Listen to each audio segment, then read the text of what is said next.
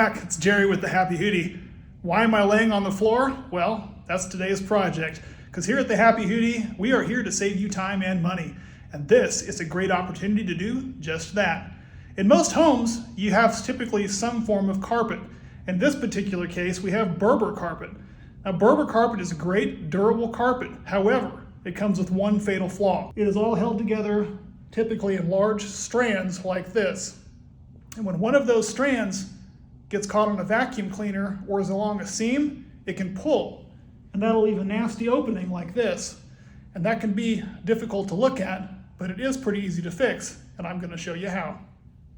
Tools we're going to need to fix our little gapped friend here are going to be pretty straightforward items. You're going to want to have a flathead screwdriver, preferably with a smaller tip, and you're also going to want to have some super glue or some hot glue.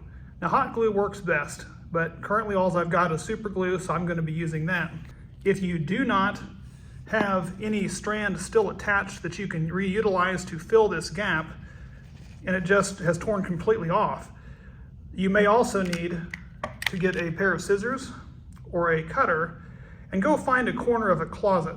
You can typically pull up a corner in a closet and pull a new strand out of the corner of a closet, and then using your cutter or scissors, cut that off and use that to fill the gap. This case, if you want to call it lucky, it happens to still be attached. So I know that I should have about the right amount of this to fill this gap. To fill the gap, you're simply going to take the threaded piece of carpet that is pulled out, and using the tip of your screwdriver, placing it on the piece, bunching it up, you're going to shove it down into the carpet. Keep grabbing small bunches and just poke it back into the carpet. You're going to poke it through the base piece of the carpet. Every so often, you will need to go ahead and place a little bit of super glue or a little bit of hot glue along the way to allow this to then adhere so it doesn't pull out again.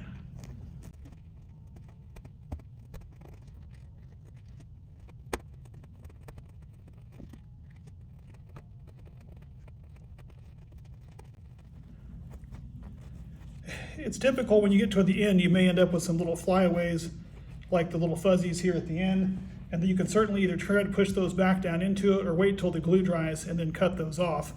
In this particular case, I've kind of got it packed down here towards the end, so I'll probably have to wait until it dries to get it just the way you want it down here at the end. But all in all, I think when you're done, there's another little one there.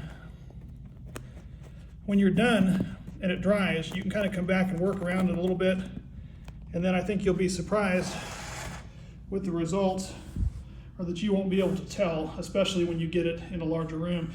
Now, this was only a smaller, if I can even find it, smaller piece that we patched in here, but I have done them as many as 10 or 15 feet long poles across doorways and things like that. It takes a little more time, and it is recommended when you're doing a much longer stretch to have that hot glue gun, because you can put a drop down, shove it down, take a break, it'll dry, you can go back, cut off, but the end result is the same.